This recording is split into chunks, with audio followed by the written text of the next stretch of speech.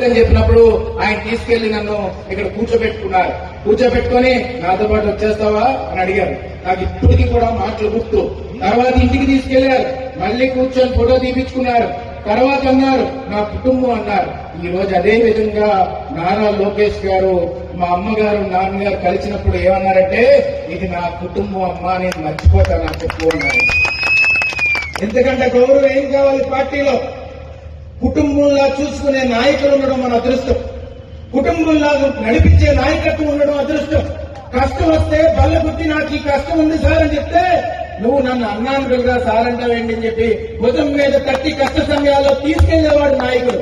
అలాంటి నారా లోకేష్ గారు ఉండడం మన అదృష్టం అని చెప్పి సందర్భంగా సవినీయంగా మనం చేసుకుంటున్నాను. మొన్న ఢిల్లీలో అత్యంత నేషనల్ మీడియా ప్లాట్ఫామ్ మీద మాట్లాడుతున్నప్పుడు ఆయన మాట అనుకూలంగా మాట్లాడుతున్నప్పుడు ఆయన ట్రాన్స్ఫర్మేషన్, ఆయన కష్టం, ఆయన సంకల్పాన్ని చూసినప్పుడు ఆయన ఆదర్శంగా మన యువకులందరూ తీసుకొని రేపు రానున్న రోజుల్లో తెలుగుదేశం పార్టీ భవిష్యత్తు సేఫ్ హ్యాండ్స్ లో ఉంది, నారా లోకేష్ గారి హ్యాండ్స్ లో ఉందని చెప్పి ఈ సందర్భంగా గర్వంగా చెప్పదలుచుకున్నాను.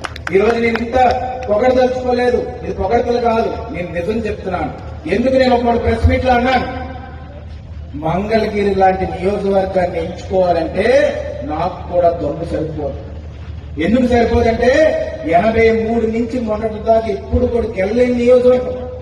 ఆ నియోజకవర్గంలో నేను గెలుస్తానని వెళ్ళడం, మొక్కుబట్టు పట్టుకొని నేను గెలుస్తాను అక్కడ కూర్చొని ఒకసారి ఓడిపోయిన తర్వాత ఎంతో మంది వచ్చి నిరాశ కల్పించినా కానీ అక్కడే ఉండి గెలిచి చూపెడతారని చెప్పి అక్కడ జెండా ఎగరేసి అత్యంత ఉన్నతమైన మెజార్టీని తీసుకొచ్చిన అలాంటి నాయకత్వం నేను చెప్తున్నాను.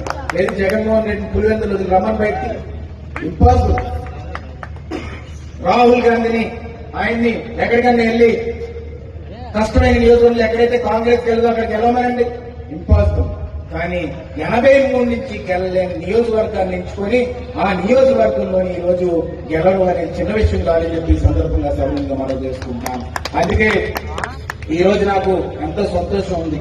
ఏంటంటే ఒకటి, అయ్యన్న పాత్రుడు గారు ఆశయాన్ని ఏదైతే ముందుకు తీసుకెళ్లాలనుకున్నారో అది తీసుకెళ్లడం జరిగింది. 2, ఈ నర్సీపట్నం గడ్డకి ఎప్పటికైనా మేము ఇంత మాకు ప్రజలు చేసినందుకు వాళ్ళకి కనీసం వాళ్ళకి గౌరవంగా చెప్పుకునే విధంగా మేము తయారవ్వాలనుకున్నాం. ఈ రోజు మీరందరూ కూడా చెప్పుకునే విధంగా మా ఓడు రాజ్యసభ ఎంపీ స్థానంలో కూర్చున్నాడని చెప్పుకునే విధంగా మీరందరూ కష్టపడినందుకు ఈ గౌరవాన్ని ఇచ్చిన తెలుగుదేశం పార్టీ, నారా చంద్రబాబు నాయుడు గారు, నారా లోకేష్ గారు, నారా భువనేశ్వర్ గారు, ఆ కుటుంబ సభ్యులందరికీ కూడా పేరున శిరస్సు వంచిన హృదయపూర్వక కృతజ్ఞతలు, నమస్కారాలు తెలుపుకుంటున్నాను.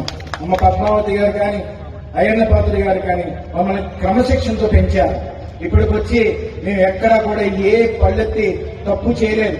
తప్పు అంటే ప్రతి మనిషి తప్పు చేస్తాడు, కానీ మేము మాత్రం ఎక్కడ కూడా కుటుంబ పేరు పోగొట్టే విధంగా, పార్టీ పేరు పోగొట్టే విధంగా ఎప్పుడు కూడా తప్పు చేయకుండా ముందుకెళ్తాం.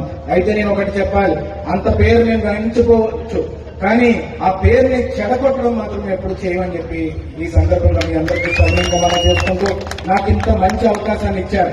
ఈ రోజు అల్లూరి సీతారామరాజు గారు నడయాడిన భూమిని, ఇలాంటి భూమి మీద నేను పాదయాత్ర చేశాను. పాదయాత్ర ఇక్కడి నుంచి కలెక్టర్ ఆఫీస్ విశాఖపట్నం పాదయాత్ర చేసినప్పుడు నాతో పాటు ఎంతో మంది కలిసి నడిచారు. దాంట్లో పెద్ద పెద్ద ముసలి వాళ్ళు కూడా నడిచారు. దాని నుంచి ఇంతమంది నడిచినప్పుడు నాకు అనిపించింది దీనికోసం ఏం రుణం తీర్చుకోవాలి. ఇంత దాంట్లో ఒక ఆయనకి నేను డబ్బులు ఇద్దామని ట్రై చేస్తూ కూడా నాకు వద్దమ్మా అని చెప్పి గట్టిగా తిట్టడం మొదలు పెట్టాను. అంటే ఎంత గౌరవం ఉండకపోతే వాళ్ళు పార్టీ మీద కానీ మా మీద కానీ ఈ విధంగా త్యాగాలు చేసి ముందుకెళ్తారు. అరెస్టులు చేసినప్పుడు కూడా మేము ఎప్పుడు కూడా ఉదయం 3:30కి ఆ తుప్పల్లో పావులు ఉంటాయని కూడా తెలుసు అందరికీ. పావులు ఉంటాయని తెలిసి కూడా అక్కడికి వచ్చేసి ఆ క్రేన్ అడ్డంగా పడుకుంటారంటే నిజంగా ఆజన్మంతో రుణపడి ఉండాలి మీ అందరికీ చెప్పి చేసుకుంటూ పార్లమెంట్ లో ఎట్టి పరిస్థితుల్లో గలాన్ని నింపించి నారా చంద్రబాబు నాయుడు గారు, నారా లోకేష్ గారు ఇచ్చిన గైడెన్స్ మీద ఏ విధంగా ముందుకు తీసుకెళ్లాలో అన్ని విధాలుగా ముందుకు తీసుకెళ్లే విధంగా మేము చేస్తాం. రాష్ట్రంలోని ఏ సమస్య అయినా చంద్రబాబు నాయుడు గారు ఒక మాట చెప్పి ఎట్టి బస్సులు ఈ కలం ఇవ్వాలంటే ఎట్టి బస్సులో ముందుకు తీసుకెళ్లాలని ముందుకెళ్తాం.